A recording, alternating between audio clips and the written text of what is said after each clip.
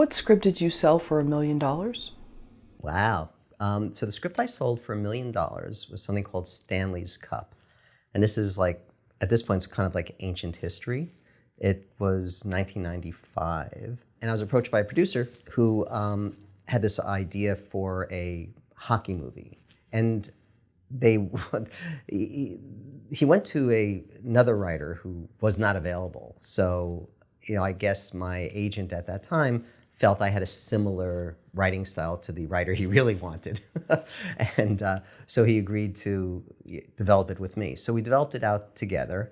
And, and then kind of, I remember reading it before doing the big distribution.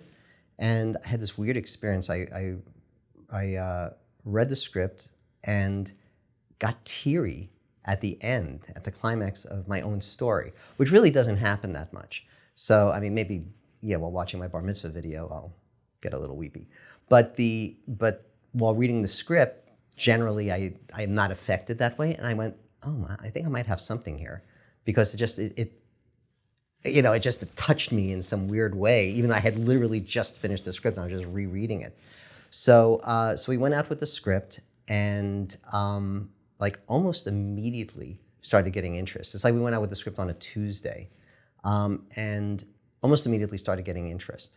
And it was kind of by Thursday night, there was an offer on the table from, I believe it was from Disney, for $250,000, which was, more money than I'd ever seen in my entire life. And then I had been working for the previous couple of years. So I was a working screenwriter at that time, but I hadn't sold a spec. So $250,000 in one chunk seemed like a really swell idea to me. And I get a call from my agent, this is on that Thursday night, he goes, I don't think you should take it. I went, really? He goes, I think there's more money out there. I went, okay. So I talk it over with my wife. It's like, I would go, we're going to say no to $250,000. And she's like, okay, let's do this. So they turned it down. And then the next day, I was getting phone calls every 25, 30 minutes. It's like, there's now an offer for $3. There's an offer for $375. There's an offer for $450. And it just kept going up until it finally hit $800,000 against $1.1 million. So, in the business, that's considered $1 million spec sale. Because if the movie had gotten made, there would have been that extra $300,000 that have brought it up to $1.1 million. And finally, my agent says, I think this is the offer to take. And the crazy part about it was that the company that finally got it was a division of Disney. So Disney was basically bidding against Disney and bidding it up. So it was like, okay, it works for me. But that was that Friday night, went to bed going, that was a pretty good week. Yeah, that was a very exciting week. You don't get weeks like that very often. But not to be a cold bucket of water on my own story, but I remember going to bed that night going, oh, I'm done. That's great. I don't have to hustle anymore. I don't have to, I felt really made it. And the truth of it is that, I got a bump a little bit, then on the heels of that, immediately got another job just because I was sort of the flavor of the month kind of thing. But it, you think you sell a spec screenplay and, you've made it. It's not a career. That's just a very lucky job, but it's not a career. So there was still a lot of career building to be done, which I didn't appreciate as a youngish writer selling a big spec screenplay like that. But it didn't suck. What did it teach you about sort of knowing your worth? Because it sounds like you were very close to taking the $250,000. Yeah. So I don't know that it taught me anything about knowing my worth because anybody who knows me knows that I've overestimated my own worth pretty much from infancy. So I just felt like it's all about what the market will bear kind of thing. like if that screenplay was available today, would that ever be an 800,000 against 1.1 million screenplay? I doubt it. It just changed. But at that period of time, that's what screenplays was selling for. It was, I mean, people, if they want to look up a little bit of film history, look up like spec sales from mid 1995, and you'll see it started with Cable Guy, really. And that sold for, I think, $750,000. And that suddenly became sort of the touchstone, even to the point where my agent said, when somebody said, what's it going to take this script off the market? And the response was Cable Guy money. So that became, and there was just this rash of spec sales at that time. I think Joe Esterhaus sold something for $4 million, and Shane Black, I don't know if that was before or after Last Boy Scout or Long Kiss Goodnight, but it was one of those that also sold for like $2 million. So it was getting into crazy numbers at that period of time. So I always felt that my value is fine, and it's just what people are willing to spend on it. I mean, I've had scripts since then that I feel are just pound for pound much better. It's just as far as conceptually and as far as the story goes, and depth and my own ability as a writer, and it just never sold. Right? So it's like, you never know. So, so if I defined my worth based on a piece of material, then that particular Friday when I went to bed, my value would be really high. And the Fridays that I went to bed when I didn't sell something that week, my value would be low. I go, no, my value is consistent. It's just what people are willing to pay for it. And things come and go. I mean, it's like, I had a script that I wrote literally in 1989 that didn't get made until 2006. So 16 years from the time I wrote it. And it was a good script. Who knows? Right? But you can, for sure, you cannot. If you let the vague sense of my worth is only defined by my material, you'll want to get out of this business really quickly. How does payment generally work when a screenwriter sells a screenplay? It's a very fun day because it takes about a couple of weeks, between the time, because you sell it, and then business affairs now has to hash out all the contractual bits and pieces of it. And so that's a couple of weeks worth of work. And then once the contracts are all signed, then just somebody, usually your agent, says, we have a check here for you. And then you get, you see all the deductions come out. It's like, it feels like if I said, oh yeah, the selling price was $800,000 on that spec screenplay on Stanley's Cup, but I forget how much the check was for, but this 25% came off immediately off the top. 10% to a manager, 10 to an agent, 5 to my lawyer, right? And so you start going, okay, so that came off, and then I think I was still like a W-2. I don't know if I had my loan out company at that time. So now taxes come out. Anyway, you end up with probably, by the time you get done, 30% of the thing. So it's a little heartbreaking, but still, it's still a lot of money. It's like, you get a check like that. And I remember picking up the check. I was with William Morris at the time. And I remember picking up the check from them and like walking it over to the bank to deposit it, because I didn't even want to like carry it home and then go to the bank later. I just want to go right from there to there so that nothing would happen to it. So it's a pretty straightforward process, with the exception that you don't often hold a check that has so many zeros on it. What did this experience teach you about the business? I think the experience of selling a big spec screenplay like that really kind of taught me that it's everything you think going into it, and then it's sort of processing it afterwards. So going into it, you think, like I was saying before, great, I've made it. I don't have to worry anymore, right? And then afterwards you go, oh, no, I actually still have to come up with stuff. People aren't going to keep handing me things to do just because I sold this screenplay once. And it just taught me that you constantly have to hustle and not be afraid to reinvent yourself and generate ideas. One of the agents that I had at that time had what I still think is kind of cynical yet might be really accurate, good advice. When I was asking, like, oh, well, what should I work on next? And he goes, I don't know, but make it derivative and make it quick. That idea, you just have to.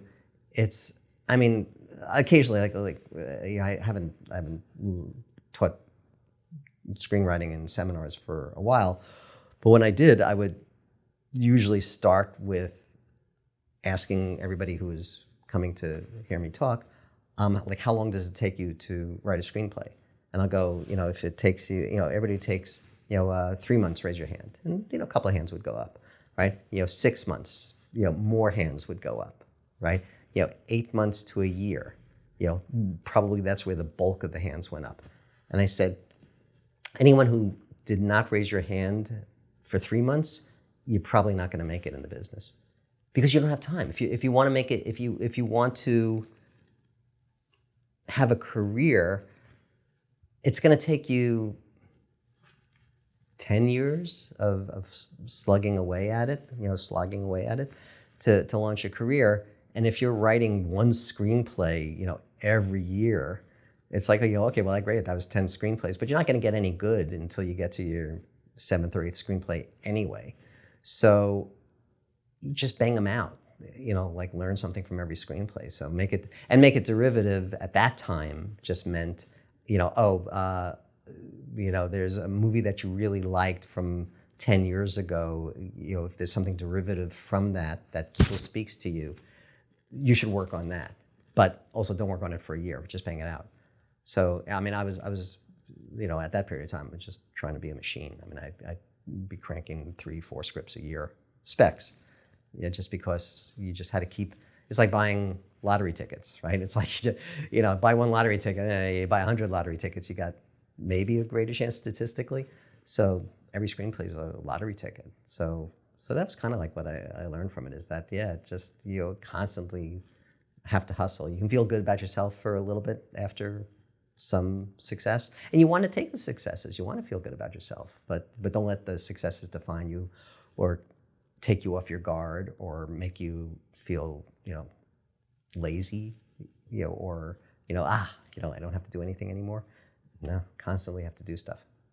In some sense, did it almost create more pressure because now more is expected of you? No, interestingly, and this is going to be kind of a weird thing to say, if I had it all to do over again, knowing what I know now, I would have preferred not to sell a spec screenplay. Because that money goes away. That doesn't last. What you want to do is build a career. So what happens, or in my experience, as a result of selling that spec screenplay, it artificially, I was a solid writer at that point. I think I had worked on the very first thing I did was like a script doctoring gig for the Amazing Panda adventure for Warner Brothers. That was like the first real paying. Oh no, that wasn't the first paying thing. The first paying thing I did was actually I got paid to write Bloodsport 2, right? But that was kind of like not a major studio type of thing, but it got me into the Guild. But the first studio job that I had was for Warner Brothers and for the Amazing Panda adventure, and I think it paid $40,000 for like 2 weeks of work, which is, even today, that doesn't suck, right? But I think it was $40,000 for 2 weeks of work as a script doctor, right? Because they liked my dialogue and they needed a dialogue polish on it, so I did that. Then they liked the work so much that I was the first writer on Dennis the Menace 2, right? And that paid $90,000, right? So, and that was 2 months of work or so, right? So, and then I think after Dennis the Menace 2, I think I optioned something for not a lot of money Oh, but then I got hired to I don't want to say script doctor, but to do a pass on what turned into an Olsen Twins movie, It Takes Two. So I was like the second writer on that, and I don't have a credit, and we can discuss the joys of Writers Guild arbitration at some point if you'd like. But I didn't get a credit on that one, but that paid $150,000. So like I was sort of like building, like my quote was going up organically and naturally, and then from 150 jumped to 800,000. So that artificially inflated my quote, because now it's like my agents are in this weird situation where it's like, well, we want Jeff to work on the screenplay. What's his quote? And you can't say, well, 175, or 200 because of the last quote. The quote now gets artificially inflated. So I'm sure there were a number of jobs where it just was, they would have been happy to pay 250, but not happy to pay 5 or 750 or something like that. You know what I mean?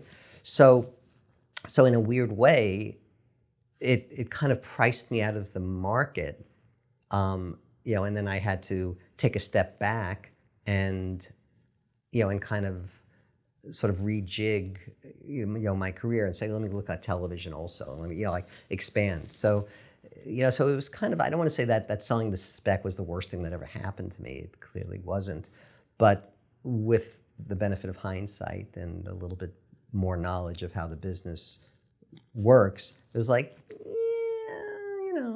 I don't know. But then again, I'm sure there are plenty of people out there who, come from nowhere, sell a big spec, and,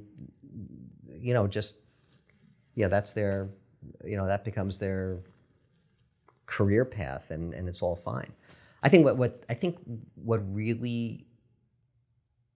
didn't help the most, if that's the way to put it, is that the fact that the movie never got made.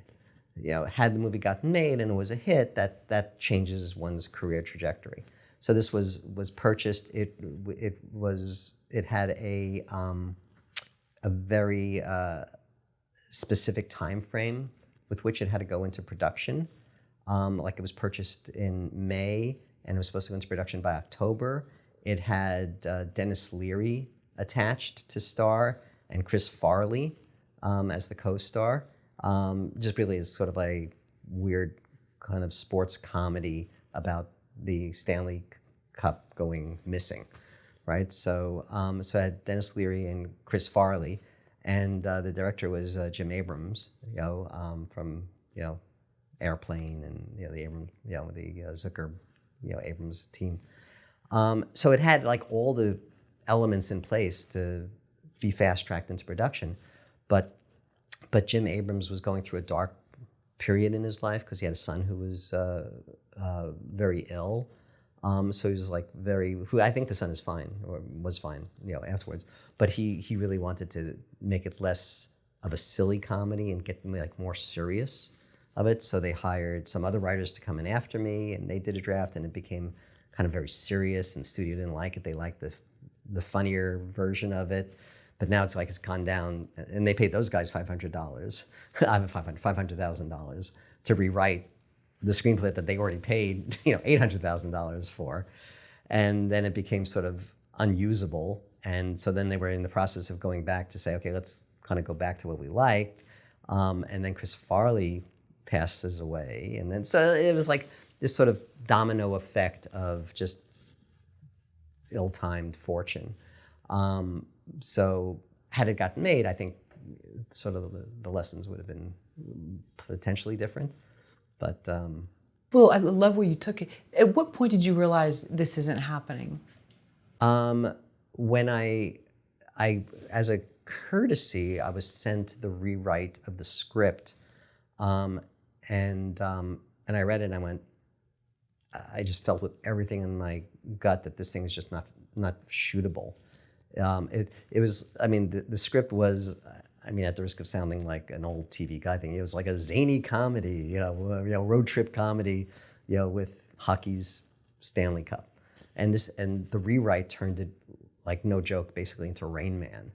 They turned it into like my zany comedy turned into like a serious exploration of the problems of the mentally ill. It was like, you couldn't have gone more different. I'm going, who wants to see this? I mean, it was like, so at that point I was going, okay, I think we're in trouble here. And then there's sort of a cascading series of events from there.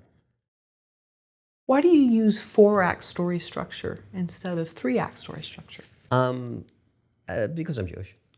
Okay. It's, it's the 4 sons, the 4 cups of wine, the 4 acts. It's every Passover we sit at the table and we drink another cup of wine to each one of the acts. I'm kidding. Stop it. It's a joke. Okay. But I wasn't kidding. I am Jewish.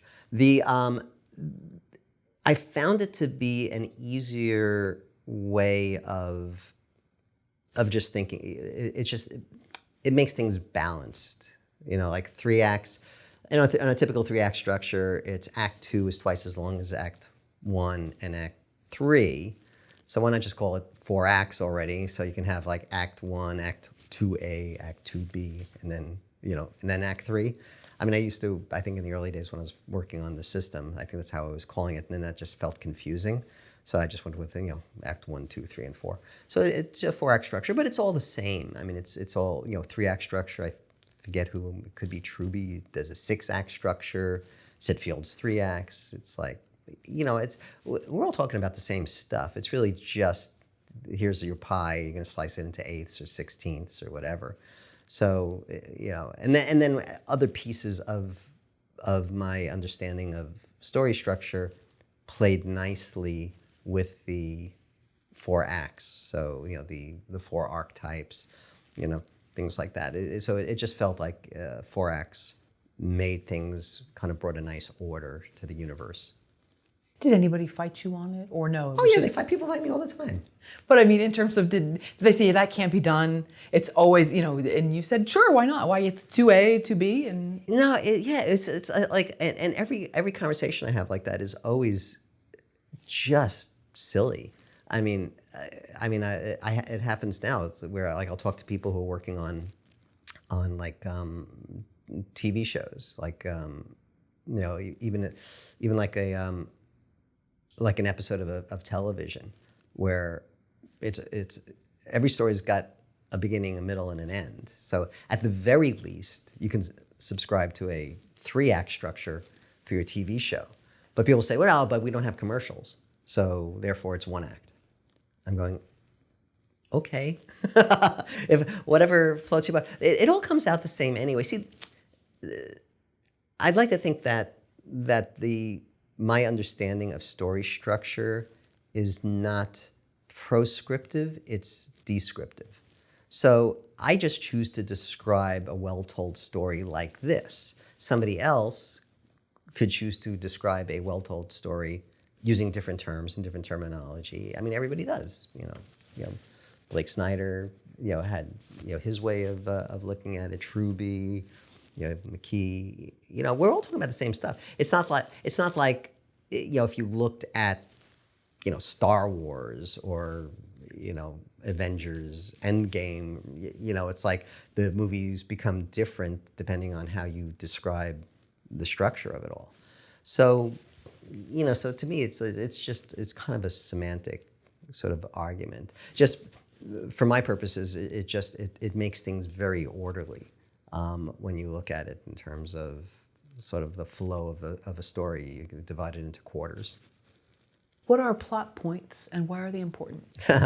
So plot points are discrete, in my understanding, right? Discrete chunks of information that add to the overall knowledge of the story. So for example, if we had a let's say I make up a fictional movie, okay, and it's like we come up, it's the camera pans through a Manhattan living room in at right after sunrise. And it's Manhattan because you can see the Empire State Building out the window.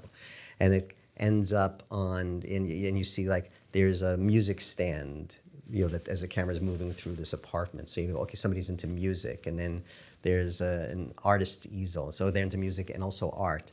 And then the camera ends up in this bedroom and, and the alarms go off there are two people in bed and each has their own alarm set for the exact same time, right? And, and two hands reach out and shut off the alarms, and the guy gets out of bed on his side and the woman gets out of bed on her side, and they go into their bathroom, and then the camera's following this. Is either cuts or, one continuous movement, however you want to direct it. But we see that they're brushing their teeth at two separate sinks, and they're really talking to each other, brushing their teeth at two separate sinks. And then they go have breakfast together. He's reading his newspaper. She's reading her newspaper. Still not really talking. She gets up to go to work. And they have a little kiss. It even doesn't seem bad. It just seems like it's a kiss goodbye. She goes off to work and is having coffee at some, Starbucks. And she looks over and there's this couple clearly in love, okay? And she looks at them as they're hugging and they kiss, and she just bursts out crying, right? And there's an old woman next to her, and she goes, "What's the jerk's name, sweetheart?" And she goes, "Ben," right? So how many plot points was that? It's a trick question. You could say, well, it's Manhattan, it's the artist's easel, it's the music stand. We saw them in bed, and it's one plot point. There's this guy and a girl, and their relationship sucks. That's it. Everything else about that is necessary to lay some pipe for the story. Somebody's into art, somebody's into music. They are living together. There's no communication going on, but it's all about Julie and Ben. Let's say her name is Julie. Julie and Ben have a lousy relationship, and it's killing her. Right? So that's plot point. So plot points don't have to be, it's like there's beats, there's scenes, then there's plot points. So to me, a plot point is you think of like a pearl necklace, and plot point is another pearl on that necklace. And it's not meant to be, and some plot points could be, just one beat. But this plot point I described was basically, 14 beats, something like that. It's probably 14 beats. I was writing it as a script, it's probably 7 scenes, like the apartment in the morning and the breakfast and like everything would have its own slug line. Interior Julie and Ben's apartment bathroom, interior Julie and Ben's apartment kitchen, or montage. But when you shoot it, the montages get broken down into. So it's probably 7 scenes in terms of like strict movie making. How many plot points? 1. Right? So that became, that's a big part of my understanding of story is how many plot points does it take to tell a complete and ample story, as our friend Aristotle might say. And to me, the magic number turned into 44. There's that 4 again, right? Turned into 44. Even, yeah. Right? and the whole getting up to 44 was kind of a weird sort of exploration anyway. And it doesn't have to be 44, 43, 47. But if you tell me, your typical, 2-hour movie is 85 plot points, I'll be like, I politely disagree. It's too much, or you're thinking about beats maybe, not plot points. And also just for clarity's sake, again, it's just descriptive, right? It's maybe this is the part where I'm actually getting proscriptive, because I believe very firmly in there's the film that gets sold and the film that gets made. So I am obsessed with the film that gets sold because that's the one that you write and you try to get people to fork over money for it.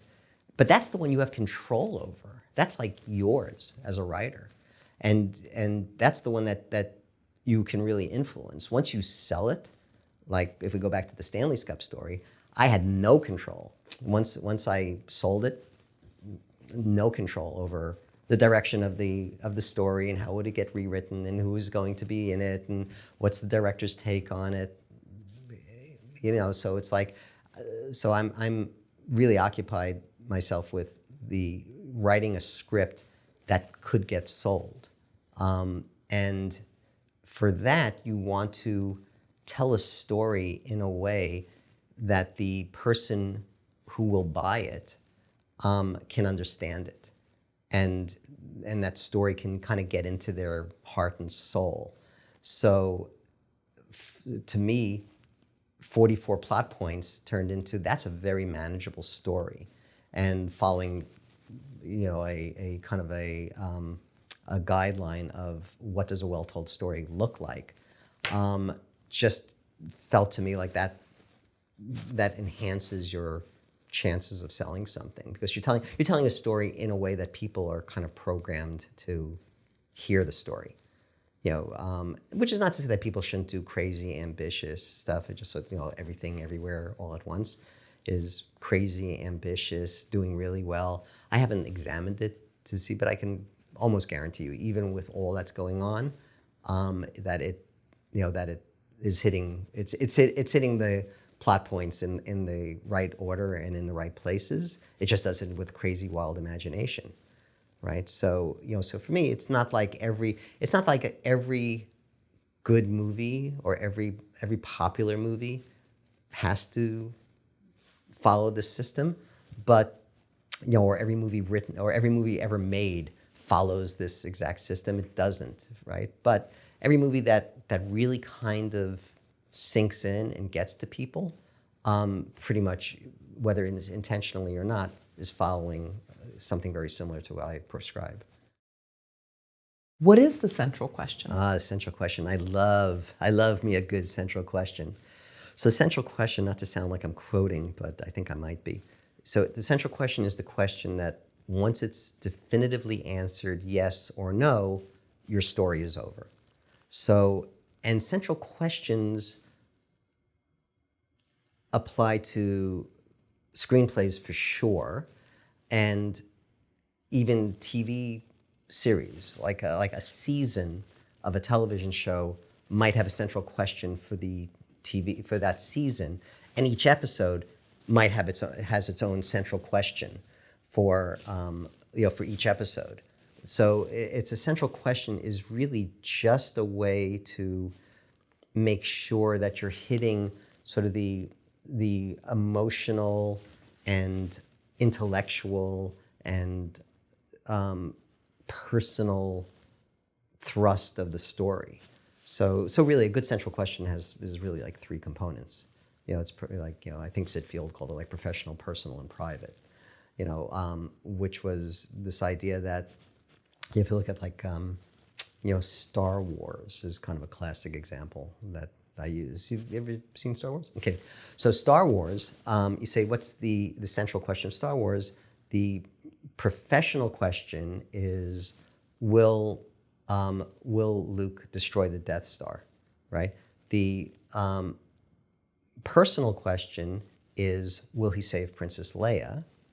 And the private question is, will he be a Jedi like his father, right? So if you look at Star Wars, the professional, personal, and private, you go that all three of those get answered right at the climax of the movie, right? He destroys the Death Star. So sure, he went in and he saved Princess Leia from the jail cell, but they let him get away because they would lead him to the rebel base, right? And the way of saving Princess Leia for real, because she's on the planet that the Death Star is about to destroy, right? So the way to save Princess Leia ultimately is to destroy the Death Star. And the way to destroy the Death Star is he's got all the technology and stuff that he's using, but he shuts it off and he uses the Force. So in one fell swoop, right, in one moment in the climax, he uses the Force, saves the princess by destroying the Death Star. So the central question is answered in the affirmative, yes, yes, and yes. Will he save Princess Leia? Yes. Will he destroy the Death Star? Yes. Will he become a Jedi like his father? Yes. Movie's over, right? So, it becomes very, and they don't all have to be answered yes. I mean, Dark Knight, is interesting. It's, if I recall the central question of Dark Knight properly, it's will Bruce Wayne get the girl is the personal question, right? Will he fall in love, have a relationship with Rachel? Professional is, will he stop the Joker? And the private is, can he be the hero that Gotham City needs, right? Can he rise to that challenge? So you look at it and goes, well, yeah, he defeats the Joker, but he doesn't get the girl, right? He loses her, and he becomes, it's the great line, he becomes the hero that Gotham doesn't want, but Gotham does need. So he does become the hero, but not in the way that he was expecting it. So, and that's part of why Dark Knight is such a brilliant movie, because it's very clear on the central questions, but it doesn't give you the happy ending kind of walk off into the sunset kind of conclusion. What is the central question for Stitchers? I have to think about that. I know I wrote it once. Well, the original, it depends, because central question is often defined by your central character. Like a good central question is about, like in the Dark Knight, example, it's about Bruce Wayne, Batman, right? And in Star Wars, it's about Luke. So the central question is really a function of whoever your main character is, right? So for Stitchers, with our main character being, Kirsten, who had this made up, illness, this temporal dysplasia, which made her like, a person who lives in a constant state of deja vu. Like everything seems immediately familiar to her, right? So the professional question is, will she become a part of this government lab? Because she's kind of recruited to help solve a murder, even though they've kind of had her eye on her for a while. So will she become part of this team? It would be like the professional question. The personal question is, will she be able to develop a relationship with the male lead, Cameron? And then the private question is, will she really discover what happened to her, her mother? Because there's this like whole mystery. Like the mom is presumed to be dead, but isn't really. And I mean, there is a way to look at the central question. Like, how do you know what's a good central question? So the professional part of the central question is the thing that means a lot to a lot of people. And the personal part means a lot to a few people. And the private means a lot to one person. So going back to Star Wars, did you see Star Wars? So going back to I'm just going to keep doing that joke. So going back to Star Wars, destroying the Death Star means a lot. That's a professional question. It means a lot to a lot of people, right? It's blowing up planets. It's everybody in the entire galaxy far, far away wants the Death Star destroyed. So destroying the Death Star means a lot to a lot of people.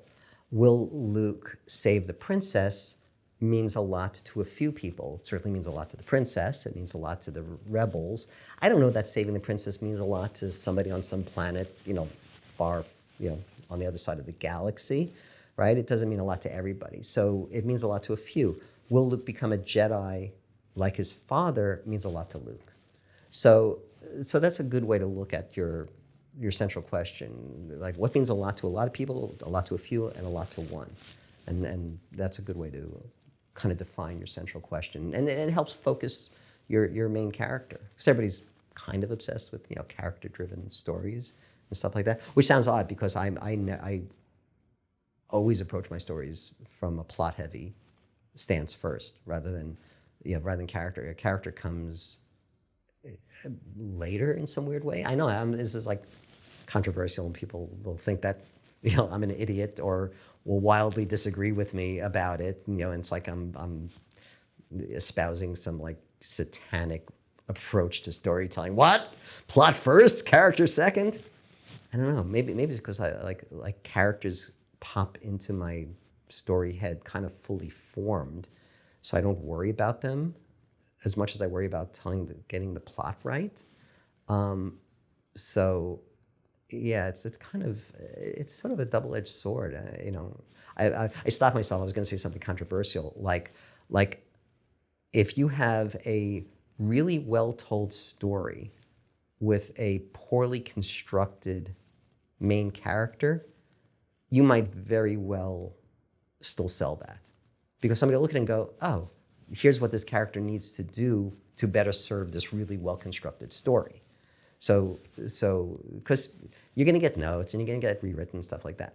So if you have a fundamentally really strong, really solid story, but there's some character flaws in the development of those characters, not character flaw like, you know, they steal or something, like a character flaw in your construction of that character, you might still very likely sell that story and then work on the character afterwards. But if you have a really poorly constructed story, but it has a great character, I don't know. I don't know if you're ever going to sell that. It's too much. It's too much of a heavy lift. You know, I don't know. Maybe I'm wrong. I'd love to hear from people who've maybe had that experience.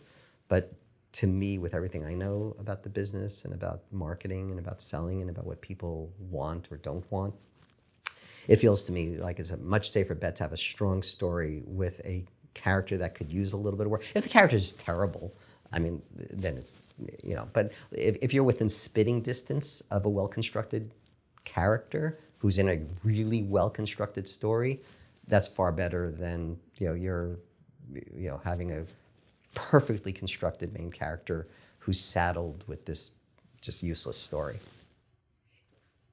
Is the central question also a story engine? Yes and no. It's a story engine to the extent that it helps create certain parameters by which you should tell the story. But it's really a litmus test more than anything else. The first main purpose of the central question is to define where Act 1 ends and where Act 2 begins. Because your Act 1 is laying all the pipe for the rest of your story. It's the foundation of the house. So your central question comes in at the end of Act 1. And I don't mean it comes in like, you know, somebody brings in a box and they go, here's your central question. But your central question should be clearly defined at the end of Act 1. You know, so like at the end of Act 1 in Star Wars, again, did you see Star Wars? At the end of Act 1 in Star Wars, you know, Luke had his aunt and uncle killed. They know that the princess is in trouble. Obi-Wan has said, you must come with me if you want to be a Jedi like your father, you know. And he goes, you know, well, I can't. I got to go, you know, milk the space cows or whatever. So, you know, and then he goes back home and realizes that, you know, now he's got nothing to hold him there. And he comes back and goes, there's nothing to keep me here. I want to go with you. I want to save the princess. I want to be a Jedi like my father. And that's the end of Act 1, you know, as they're about to go down into, you know, Mos Eisley and the bar and that great, you know, cantina scene. But all those, we know very clearly what his professional, personal, and private journey now is going to be through the rest of the story. And that's the landmark, that's the flag that the storyteller waves to say Act 1 is now over, it's now time for Act 2. So you can use, as a writer, you should use the central question to help define your switch over from Act 1 to Act 2. And if it's not clear, it's like, you know, I don't know what my character's main mission is going to be in the story. And by mission, I don't mean that you got to go blow up the Death Star. The mission could be a love story, right? Mission could be a medical drama. It's like whatever that professional thing, the thing that means a lot to a lot of people, that should be clear, as should be your main character's personal desire and then the private need of the character. And once that's all clear, that's the end of Act 1. I can't tell you the number of scripts I've consulted on where it's like you just read it and you're on page 75 and it's still not clear what your character needs to accomplish. And you go, oh my God, it's like this is like a never-ending Act 1. There's so much fat in there. Yeah, so that central question is a really good litmus test for you to say, have I told my Act 1 properly? That's like building a house. If have I built my foundation properly? Yep. Professional, personal, private. Yep. Done. Good. Let's move on now to the first floor of the house. Right? You don't want to build the first floor on a faulty foundation. So it's a good test for that. And then to go to your question of story engine, it's a story engine only in that you go, oh, I got a really great idea for a scene. And you start writing out that scene, you have to ask yourself, am I answering the central question definitively yes or no on the professional storyline, the personal storyline, or the private? Am I moving that part of the story forward, in some new way? And if you're not, then it's probably the wrong scene or beat or moment, because you're not advancing the story based on the central question. So the central question is not really a story engine. It's that mirror that you can hold up to your story, so that you have a sense of, am I satisfying? I made my audience a promise with the central question. Everything that comes afterwards has to honor that promise. I promised I would tell them the story of Luke becoming a Jedi like his father. I promised that I would tell the story of Luke saving the princess. I promised I would tell the story about trying to stop the Death Star. And if you look at the story, every beat is something about one of those three components.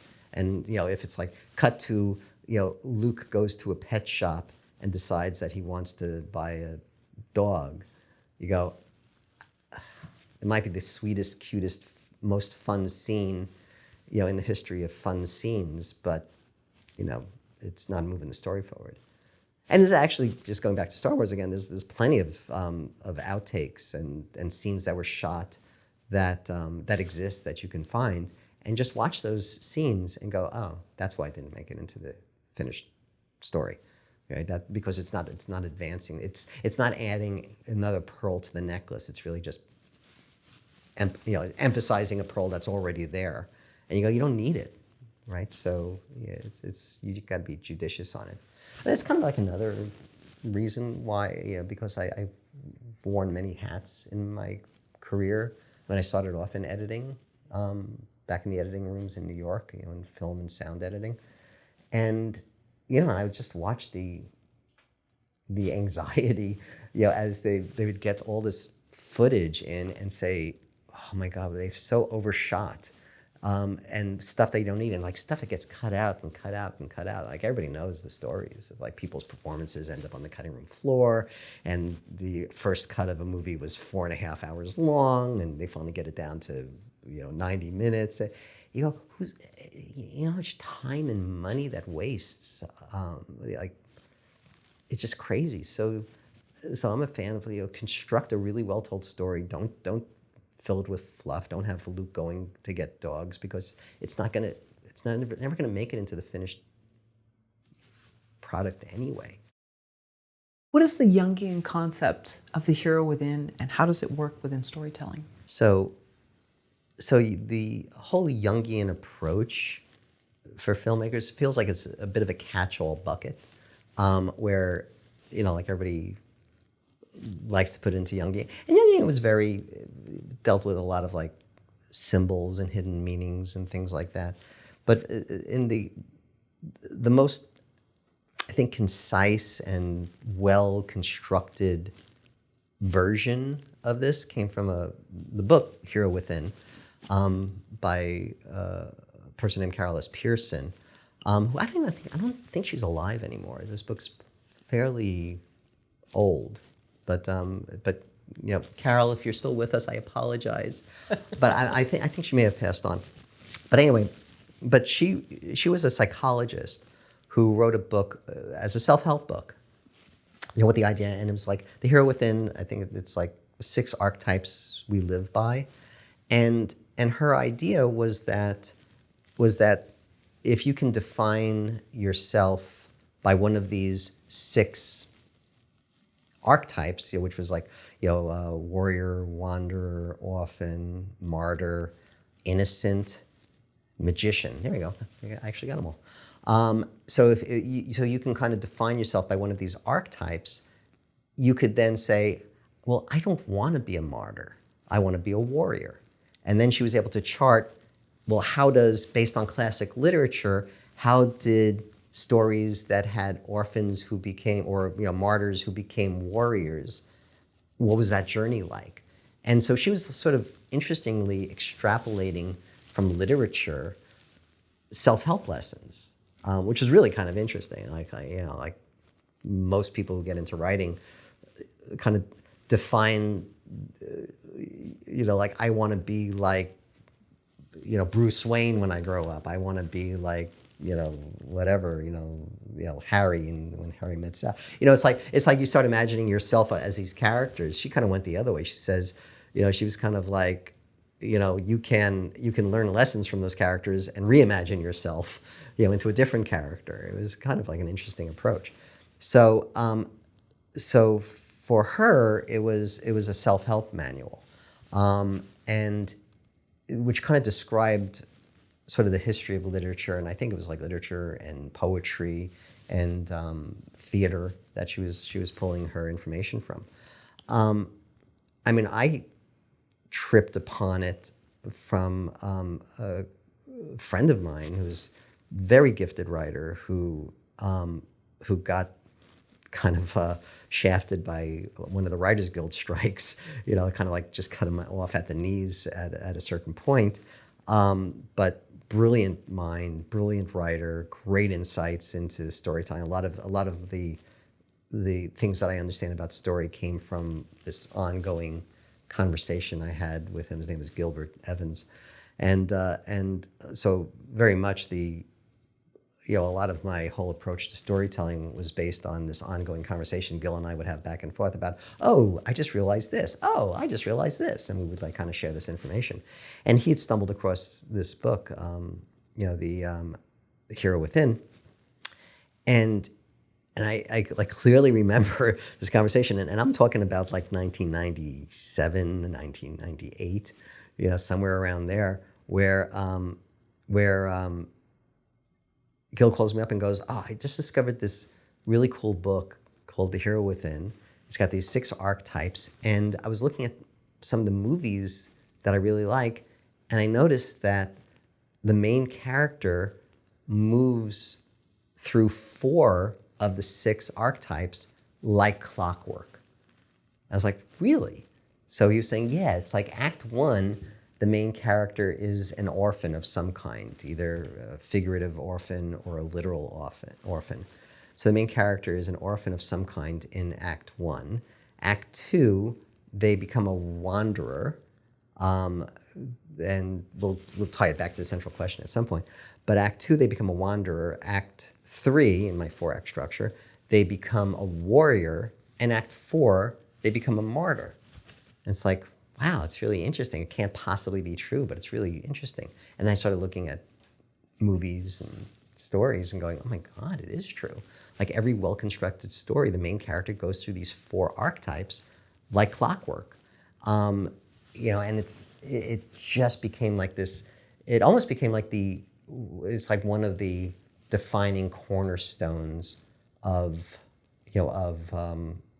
my whole understanding of story.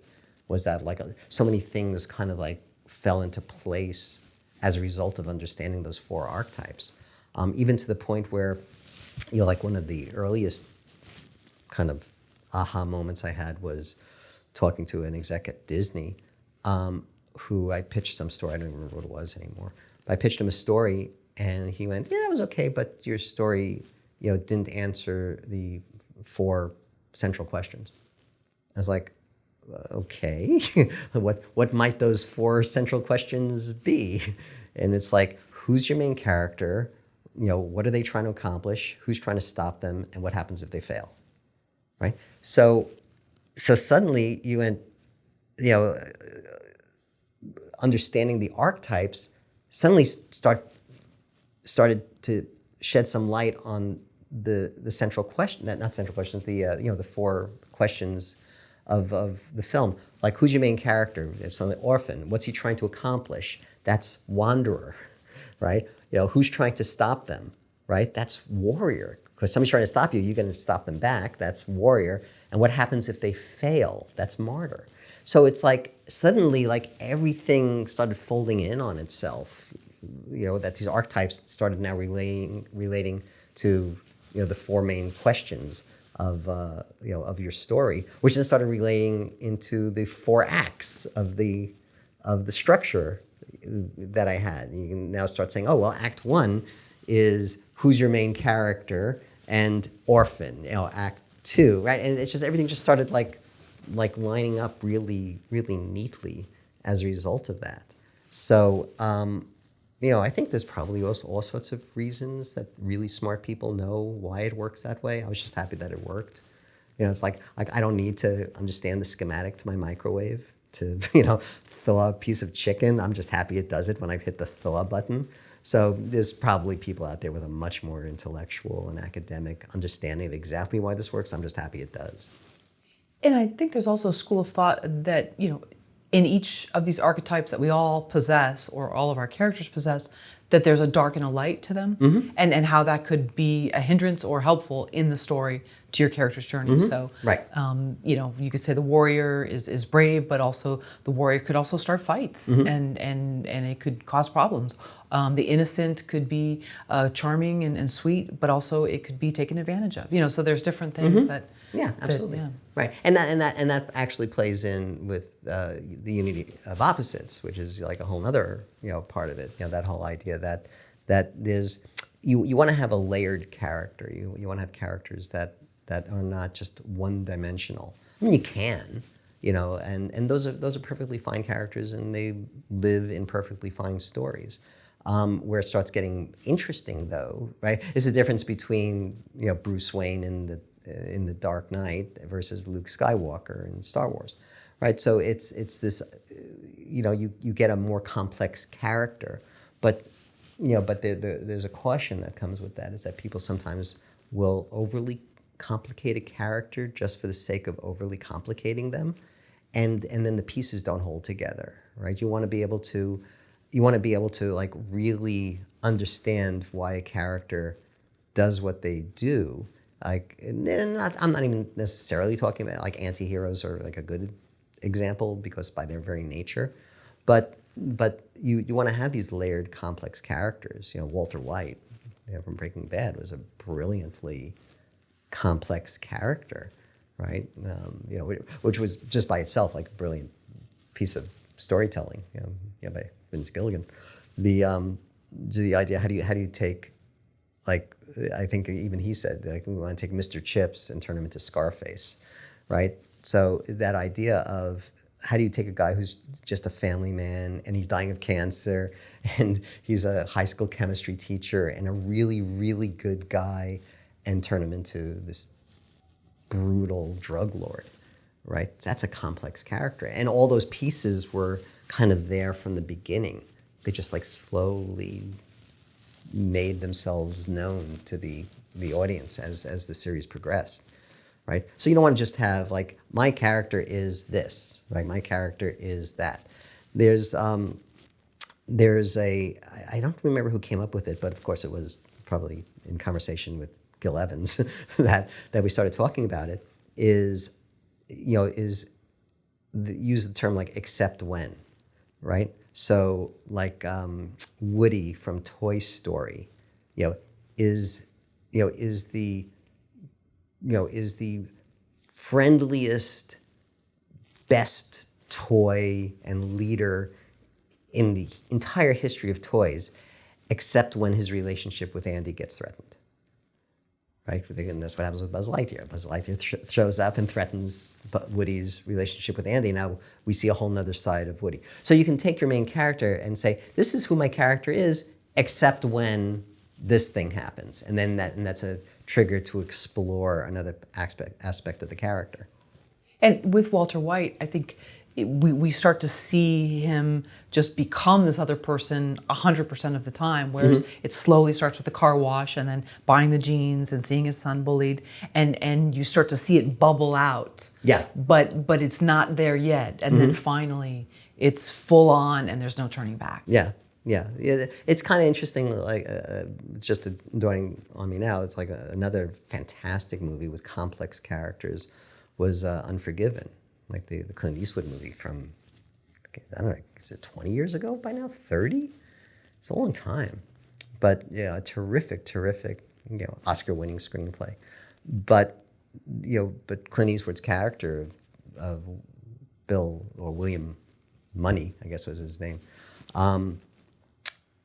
had this horrible past, but we don't know about his horrible past until we see him in the present as this kind of bumbling, inept, kind of broken rancher. His wife is dead, and he's losing his abilities. Like, he's trying to, he was trying to shoot, like when he's thinking about going on this mission to raise some money to save the farm, he tries shooting at some cans, in the distance with his pistol, and he can't hit him.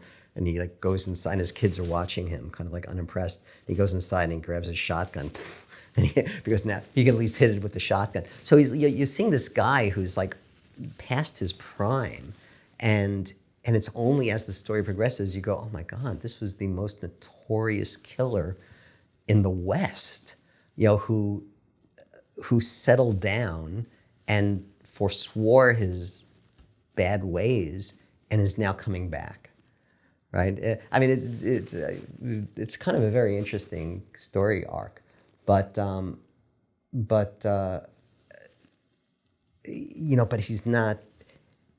But none of that is obvious at first, right? When you first meet Walter White, it's not obvious what he's going to turn into. When you first meet, Bill Money, it's not obvious what he's going to turn into. So, I always found that stuff to be very inspirational as far as like developing a character and, taking them on that journey, and how do you layer in stuff like that, and build it out. But and there are all sorts of tricks and techniques to how to define that. But I love that stuff. Why is it important for the main character of a story to be sympathetic? Well, this is controversial.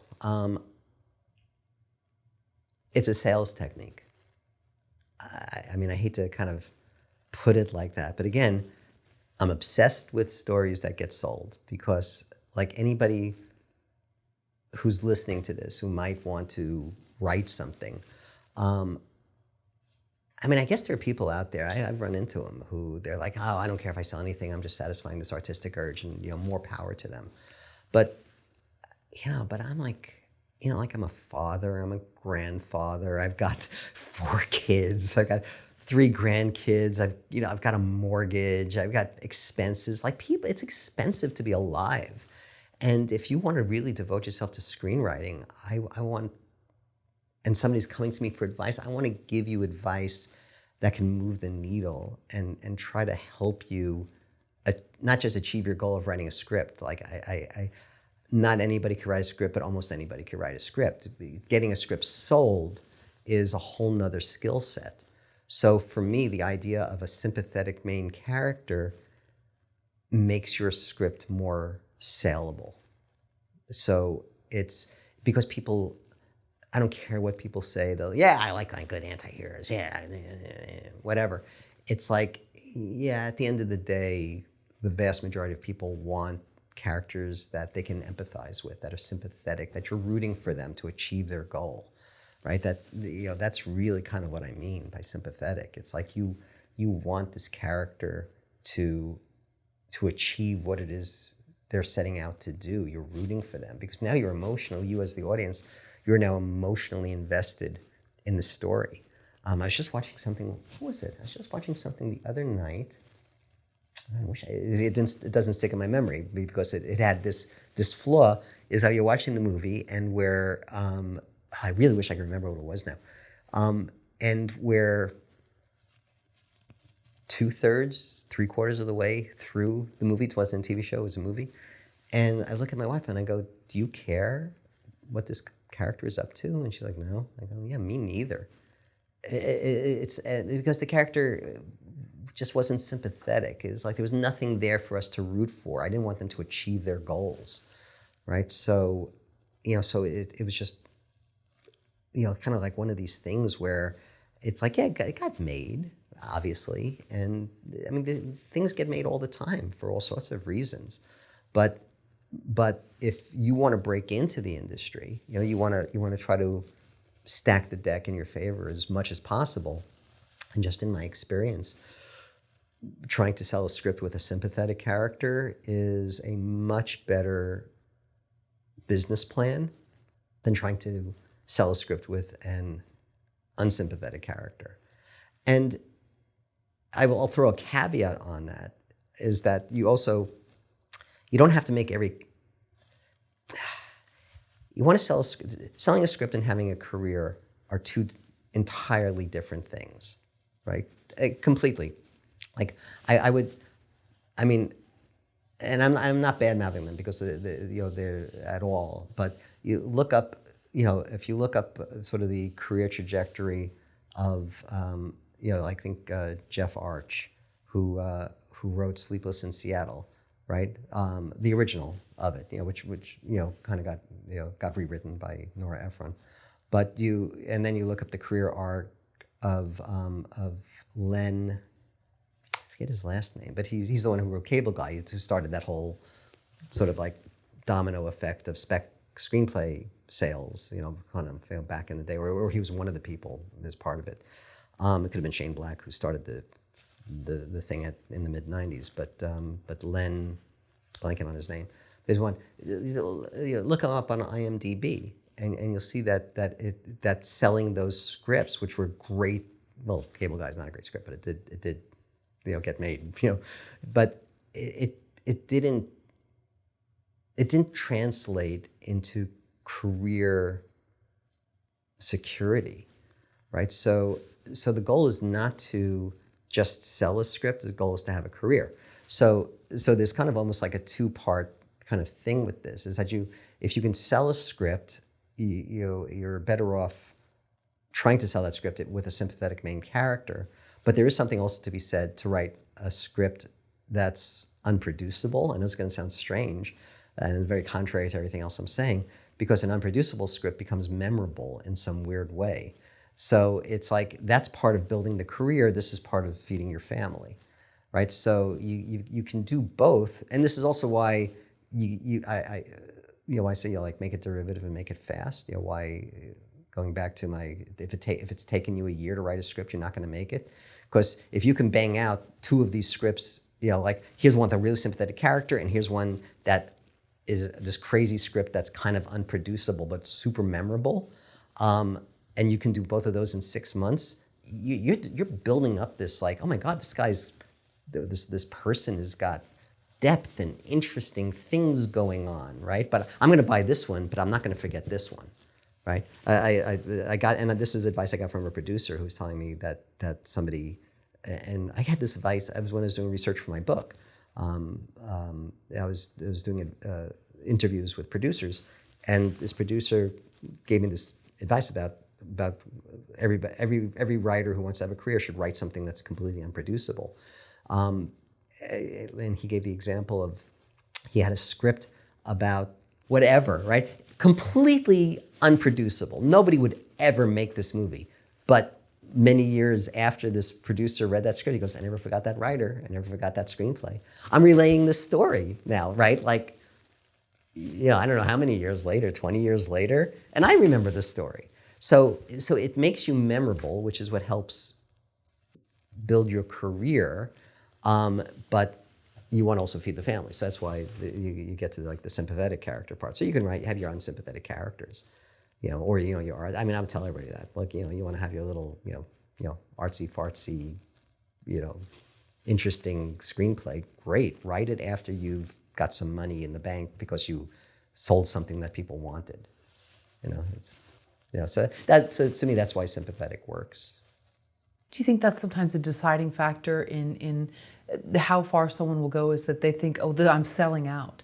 But really it's a necessary, I don't want to call it an evil, but it's a necessary part, just as showing up on time or whatever, Yeah, I don't know. Yeah, selling out. I don't know what selling out even means, to be honest. I mean, I hear it a lot, and it's like, I don't want to be a sellout. It sounds like an excuse to me.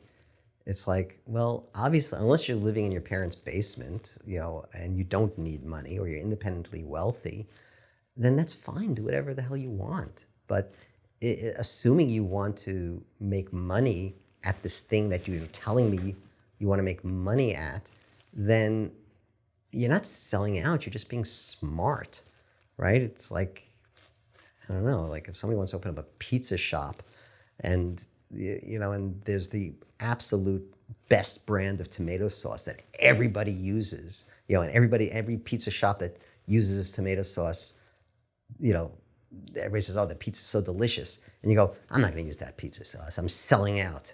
I'm going to be different. I'm selling out. Okay, fine. Good luck with your pizza shop. You know what I mean? It's like, so I don't know what selling out means. I'm too busy trying to put food on the table to worry about selling out. And I think everybody are. So I encourage everybody, move off of that, right? Just don't hide. I know I'm sounding like really angry. I'm very angry right now. Don't hide behind expressions like selling out to cover up for your current inability to earn a living at what you're trying to do. Learn the skills and work on it, and read books and watch movies and join online groups or even meetups, and get together with people who love storytelling and movies as much as you do, and don't take no for an answer, and keep just saying, why did that work? And somebody says, oh, I think it worked like this. And you say, no, Schechter, you're wrong. Tell me again, explain it, prove to me. Really approach it, like every other profession where people, are earning money and being professionals at what they do. And don't treat it like a hobby, it's like, I don't know, do doctors say, oh, I don't want to be a sellout? Do real estate agents maybe they do. I don't know. People on Wall Street, selling out, maybe. I don't know. But in this profession, it's just like, you got to take care of business, so. How important is it for the antagonist to be unsympathetic? Well, in my kind of balancing out of the forces in a story, they have to be wildly unsympathetic, but they have to believe that they're sympathetic, right? So it's a bit of a distinction, not even a subtle distinction, right? They believe that they're the hero of their own story. So they maybe go, I'm misunderstood, I'm doing something for the greater good, and just you people are too stupid to realize that. But they come off as wildly unsympathetic as a result of it. I mean, you want your bad guy. I mean, stories feel to me like they have to deal in extremes, because otherwise, why are we watching it? They're like, oh, look, it's a family that's sitting together and they have polite conversation around the dinner table, or it's like, that's going to be far less interesting than Who's Afraid of Virginia Woolf, where it's just fireworks from these two families, these two couples, for 2 hours, right? So it's like, that's what I think why stories exist, is to live in the extremes, to make you feel things that you wouldn't have felt in your normal life, so that when things do happen in your normal life, you've experienced it, so you're somehow better able to cope with it. There's this book called Uses of Enchantment by Bruno Bettelheim, which looked at fairy tales and sort of the purposes of fairy tales.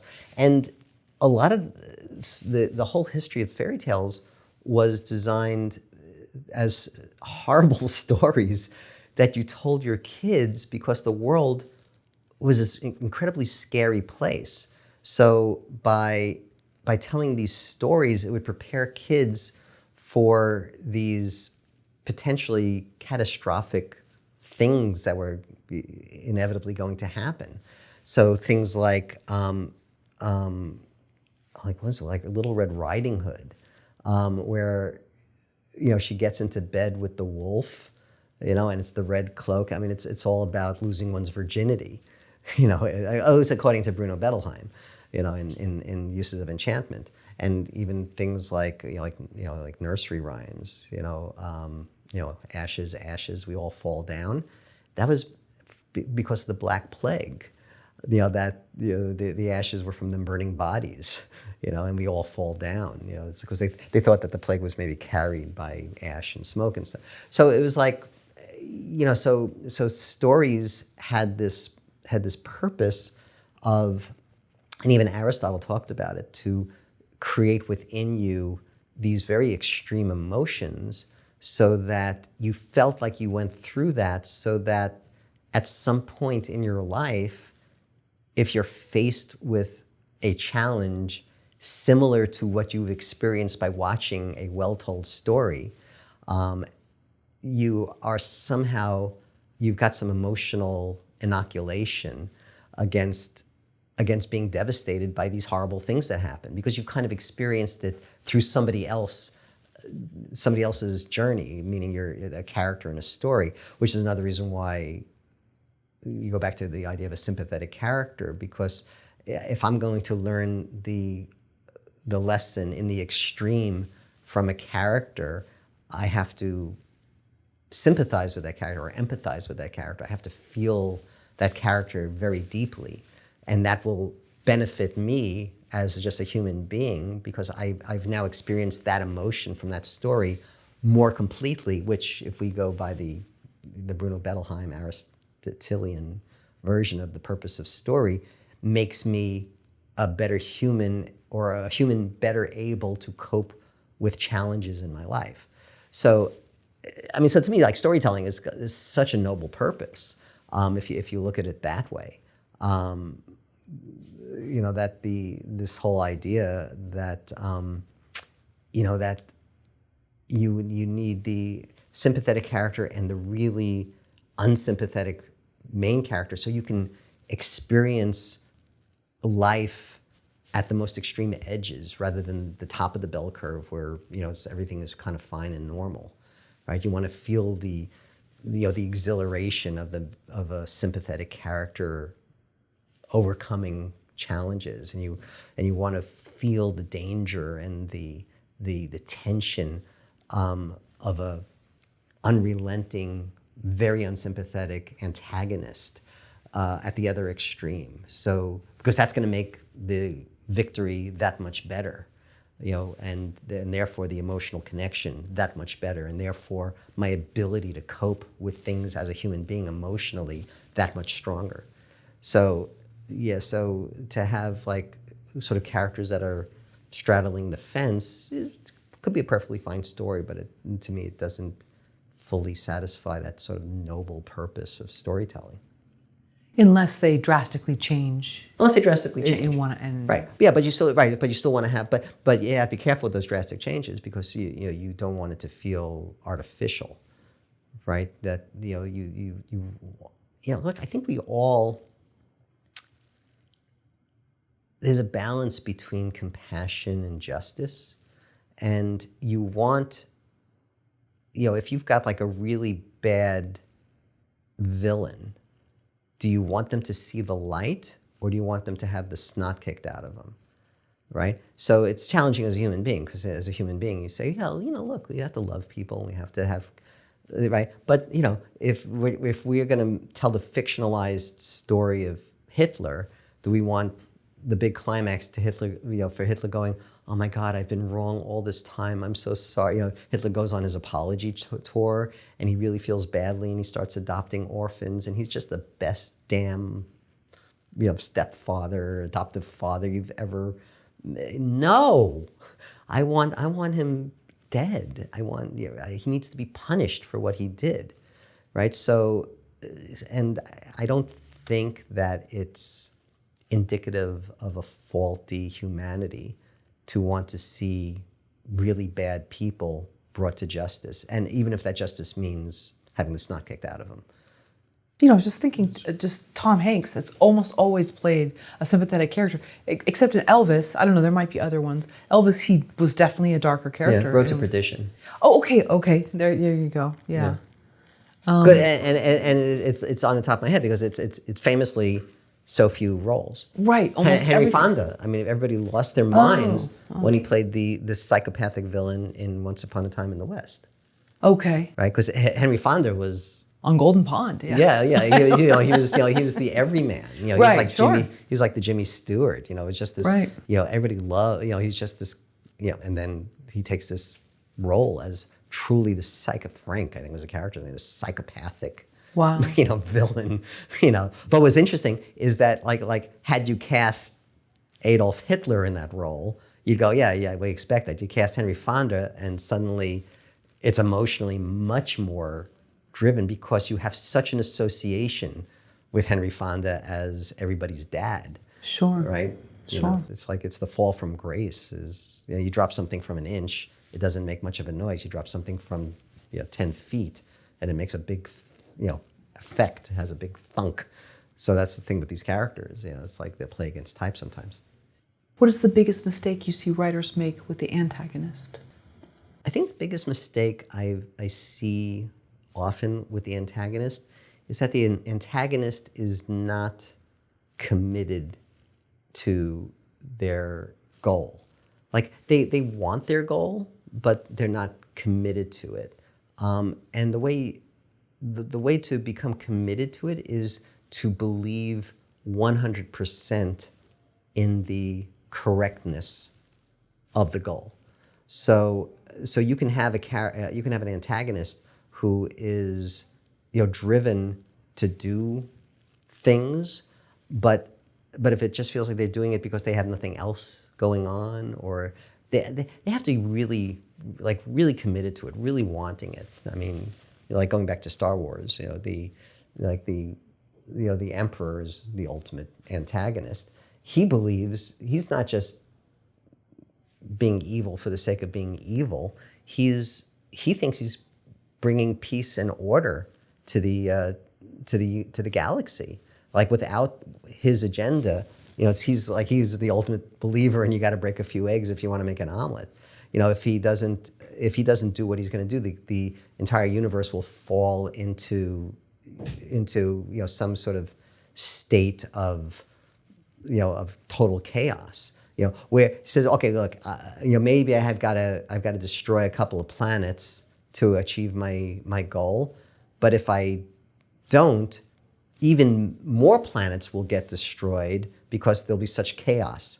It needs like a firm hand, on the ruling the universe. So he has to believe that people are not going to like my methods, but give it some time and people will, right? And that's as just one example of a character. That was what's so interesting about Joker, going back to Dark Knight, was that he was just representative of chaos, and he knew he was representative of chaos. And the brilliant part of the storytelling there was that everybody else was trying to figure out what is it that he's committed to.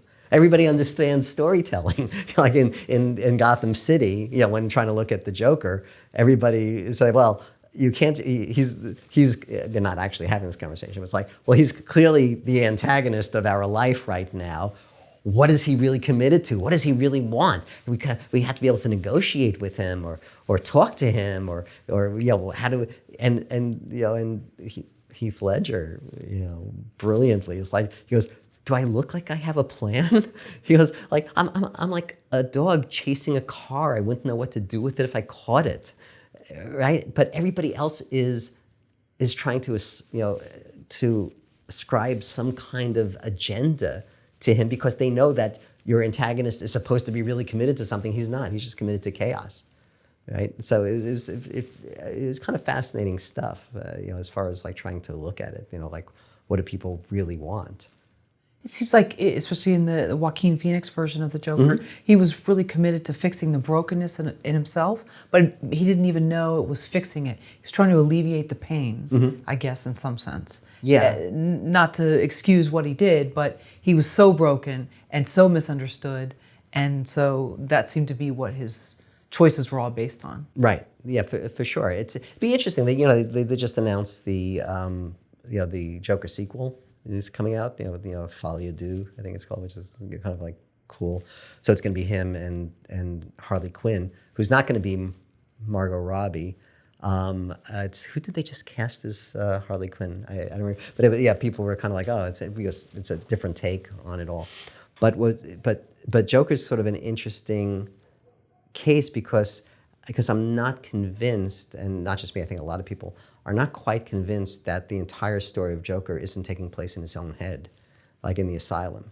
So in that kind of, if that's the conceit, then kind of, it's almost like all rules are off. But I think you're right. I mean, in at least the Joker's mental version, if it is indeed just all taking place in his own mind, then yeah, he's very broken and is trying to cope with being broken in the best way possible, and find value in himself for that, hence the whole like story with the woman lives in the apartment and her kid, and so it's but it's an interesting, definitely an interesting and sympathetic, right? He is the main character.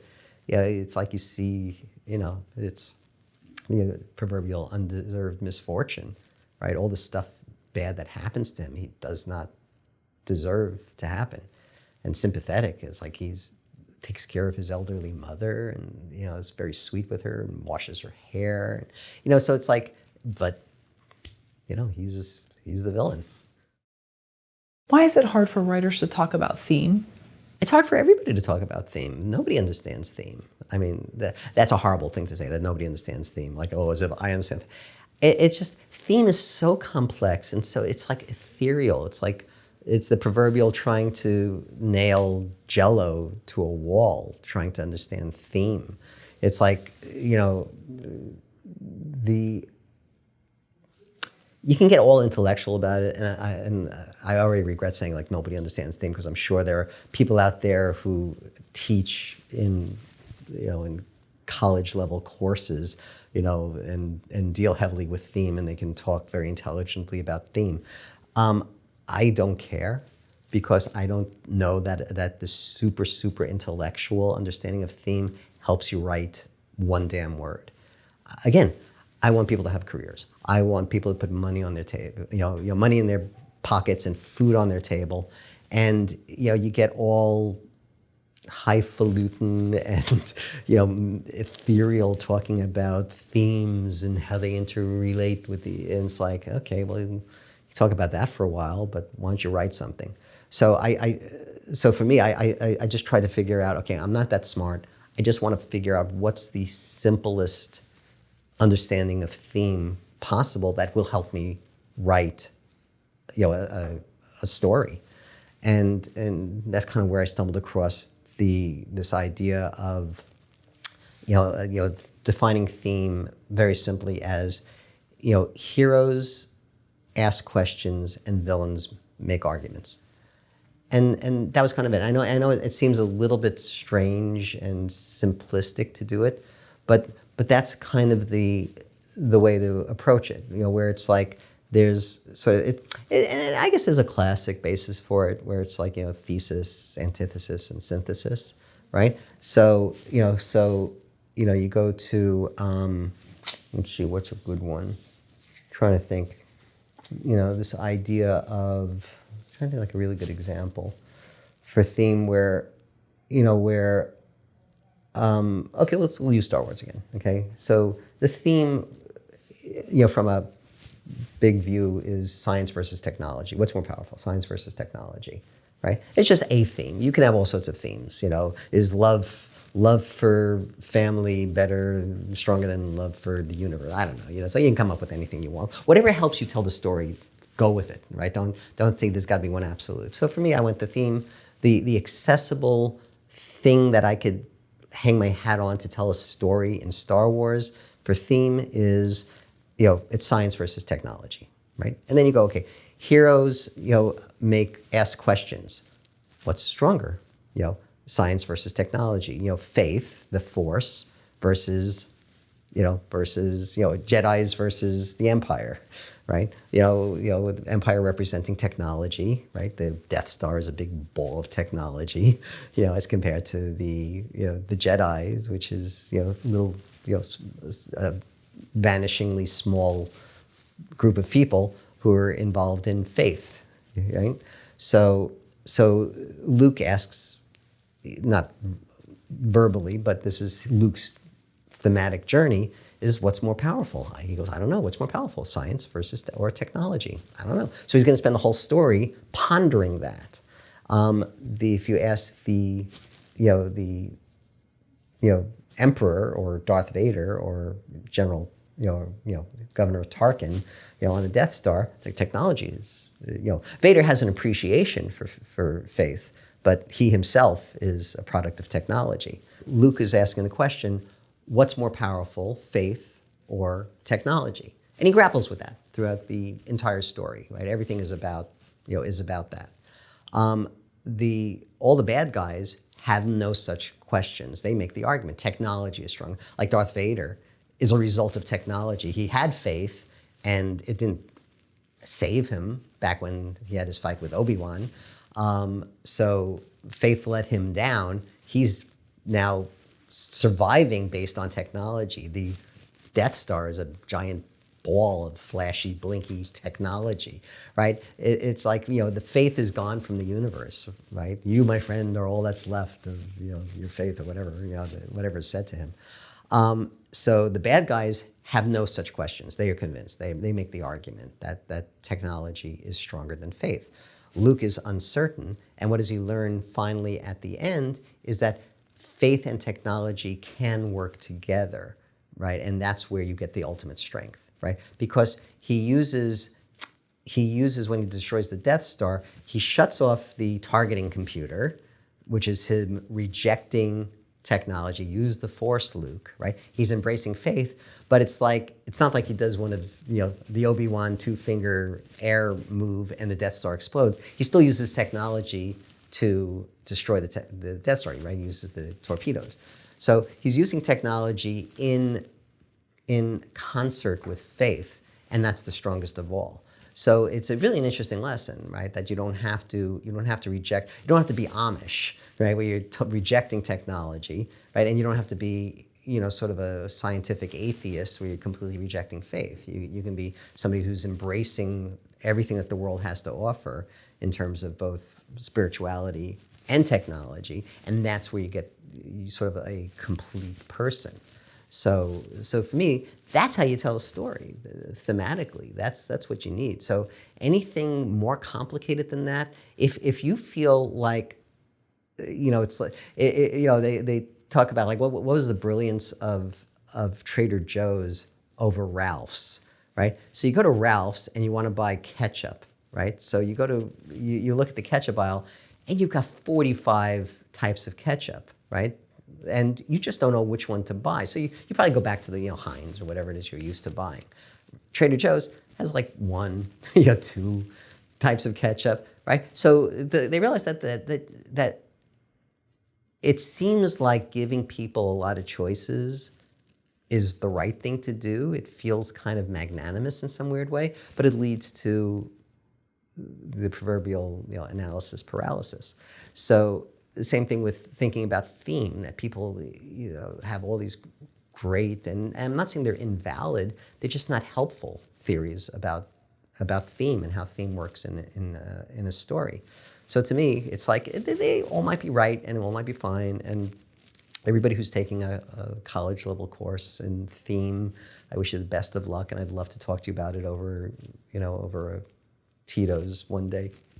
However, if it doesn't empower you to write your story fast, then it's useless.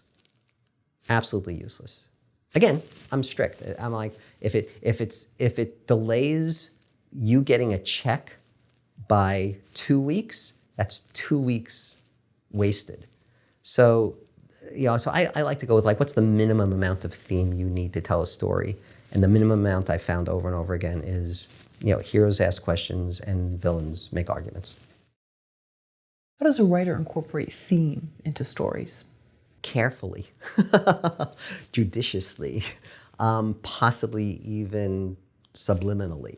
It's like, to me, it's all these things. It's kind of like the pre-flight checklist that pilots go through, and I think you keep referring back to it. So it's like all the principles, everything we've talked about, like over the last hour or so, is that all? It's just stuff to keep in mind as you're writing, so that if you get stuck when you're writing, and inevitably you will, you could look at this list and go, oh yeah, my villains were not emphatic enough about their viewpoint about technology, or my hero was too clear that faith is stronger.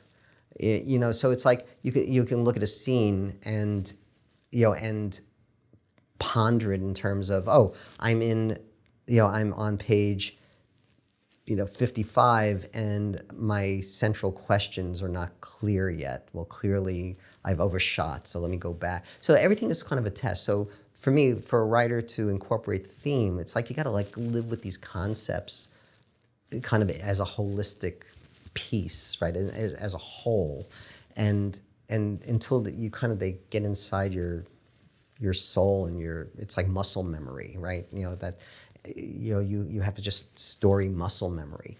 So to incorporate theme really just should be as simple as, you know, you write a scene with a character and you don't have to chart it out ahead of time and say what's my thematic arc in this particular scene. Just go, is it being true? Whatever the theme is, like Sleepless in Seattle. I know we talked a little bit about that before. So like Sleepless in Seattle, you know, the thematic question is, you know, can love, you know, can the magic of love happen more than once, right? That's it. That's the entire thematic question, right? And Tom Hanks kind of wonders, you know, it's, you know, like, yeah, I don't think it can happen. You know, I'm pretty sure it can't happen more than once. So he's kind of willing to sell out, you know, right? So, you know, it's funny. You know, I think a way to really understand the story about it is, you know, Tom Hanks is some weird kind of antagonist in this because he's kind of convinced it can't happen once, right? You know, so, you know, I guess he's kind of pondering it at a certain point, but he's sort of convinced it can't happen once. His son thinks it can happen, and, you know, and it's really kind of, at some level, the main character might be Meg Ryan, who's wondering, well, you know, if I can meet this guy, could this magic of love happen again? So, you know, there is a way to look at that story that Meg Ryan is really the main character and Tom Hanks is the antagonist, because he's the one who's really getting in the way of love happening another time, right? So, you know, so this idea that you just look at it and say, you know, am I being true thematically to what these characters believe and are willing to either question or fight about? That's the way to incorporate it. That's just the way to use it.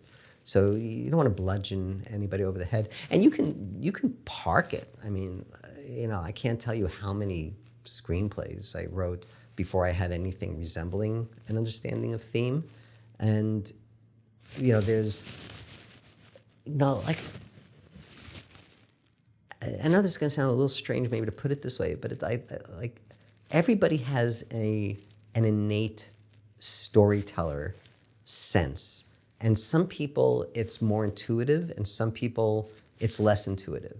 So the reason why we have people like me talking about how we approach it is if you're an intuitive storyteller, you don't need me. You don't need anybody. You don't need Blake Snyder. You don't need, you don't need, McKee. It might be interesting to read that stuff, but you don't need any of that stuff because you just naturally get it. For those, the vast majority of people who maybe haven't exercised that muscle and aren't natural storytellers, you can use logic to get to that place of intuitive storytelling, right? It was like, for example, if there's, like let's say there's a flood, right? We just had some flooding, like in the Midwest, right? So there's some flooding, and somebody goes, okay, there's a flood. That means people have lost their homes. That means they don't have clothes to wear or food to eat. That means they're displaced. I have to help, right? So they've logicked their way to a place of I have to help. There are other people like, oh, there's a flood, I have to help. Like they just intuitively know what's needed. It's the same with storytelling, right? Some people are just intuitive storytelling. That's why there's some people who like they'll go, they'll look at not just mine, but anybody's kind of theories on story structure, and go, I disagree with that. I write stories. I never read one of these things. Yeah, because you're a natural story. You for all I know, you're Mozart when it comes to storytelling, right? You've got that natural ability. For the rest of us who are Salieri, and who aren't Mozart, we need tools and techniques to catch up to where you are naturally. right? So I think it's perfectly fine to, you know, put theme aside, write your story as intuitively as you can, and then just keep going back to it. You know, go back to all of it. You know, is my professional, personal, and private central question, is that clear enough, right, in this scene? And this is an extraneous scene. Do I have Luke going to buy a dog in the pet shop? Do I even need that scene? Is it sad, you know, are my archetypes falling out properly in the story? Oh, I have my main character, you know, being a warrior, you know, in the first scene. Well, that could be fine, but, you know, but maybe you've cut the legs out from under him when he really, or her, when they really need to become a warrior later on. You've kind of diminished the power of this because you put it here, right? Like, steer away from, right? So you can use all this stuff as, you know, as sort of like litmus tests as you're working on your story to try to figure out, well, okay, why the hell isn't this working? You know, because it's very hard when you're in the middle of a story. It's really hard to know what's working, what's not working, why is it not working is even more important. I know it's not working, but I can't tell you why. So it's really hard. So all these things, you know, theme included, are just things you can turn to and say, oh, well, maybe it's the theme. So you look at it from, you know, are my heroes asking questions? Are my villains making arguments? Oh, they are. Okay, good. It's not working, but it's still not working, but I know it's not because the theme is wrong. So maybe it's the archetypes. So, you know, then you say, okay, you know, I'm in Act 1, is my hero a figurative or a literal orphan? No, not really. Oh, okay, maybe that's the problem. You're not setting up the main character right. So that's a long-winded way to, you asked me about theme and I brought in everything else. But everything's all connected. You know, it's all, nothing lives, in a good story, nothing lives outside of itself. If you can pull something out of a story, it doesn't belong there. Or if you can pull something out of a story theory or a story structure theory, then it doesn't belong. And lastly, what if someone thinks, oh, I'm an intuitive writer? Good. But what if they're really, you know, it's hard for people to see themselves. We all think we're one thing, and the world shows us that we're not. So how do we know, though? I mean, what would be the signs? You make money, you know, or you start showing your script around to people, and you know, it's like my experience is that whatever the, you know, we all know the stories of the writers who, you know, they're working as a waiter one day and then they've been writing the screenplay and then some producer comes in and the waiter was so compelling that she asks the producer, oh, you know, would you mind taking a look? And they read the script, and you know, this kind of, it's anecdotal, but it sort of happened to Diane Thomas, who wrote Romancing the Stone, who actually I had the distinct pleasure of getting to know her. She passed away very young in a traffic accident. But I was selling computers at a computer store, and she came in, this is in the mid-'80s, and she came into the store to like get a first computer, and I was the resident screenwriting guy in the computer store. You know, back in the days when, you know, everything was on floppy disks still. So I had a chance to work with her to help get her computer set up and teach her, you know, kind of how to use the technology, and you know, and we became friendly. I wouldn't say friends, but certainly friendly. As a result, it was very sad when she passed away. But I think famously, she was a waitress and was working somewhere and had written Romancing the Stone, and somebody knew Michael Douglas and gave it to him, and he read it and he loved it and he bought it, and you know, so you might think that that's, you know, like that. You went from here to here, you know, instantly, and people hear those stories and go, oh, that's going to happen to me. That's really what's going to happen. It's not. It's the vast majority of people that I know who've had lasting careers in the business. It's like whatever the smallest possible incremental step forward that could happen is what's going to happen. It's like I came to LA, you know, when I was 24, and I had 2 scripts written. One was better than the other, and you know, so you know, first I couldn't get an agent. Then I got an agent, but the agent was not a good agent. Then I got a better agent, you know, and I still couldn't sell any of the scripts. And I'm still writing scripts, and now I've got like 4 or 5 scripts, and I still can't sell a script. Then I can get a script optioned great, but it's an option for like $10. It's like it's like, that's whatever the smallest steps are. So if somebody thinks that they're an intuitive writer, you certainly might be. It might be true, but at a certain point, you still have to earn a living, and you still have to make some money. So so that's, to me, the ultimate test is if you're feeding your family, then well done. It's really the same in any arts. Like how many artists have we heard, who great artists, Van Gogh died penniless, right? Intuitive artist died penniless. Nobody wants to wait that long to, you don't want to wait till you're posthumously recognized as an intuitive writer, right? So you might be, find out, write something. If it comes easily to you and you don't get stuck on page 55, you might be an intuitive writer. Or if you get stuck on page 55, you might be an intuitive writer who got stuck on page 55. Right? So I don't know that there's an easy answer, but ultimately, I'm a market capitalist. So if the market announces to you one day that you are an intuitive writer, then you've done it. And the market might announce to you that you're a logical writer, that you've used logic to replace intuition. Even better, because now you thought your way into it. That means you can think your way out of whatever problems you run into.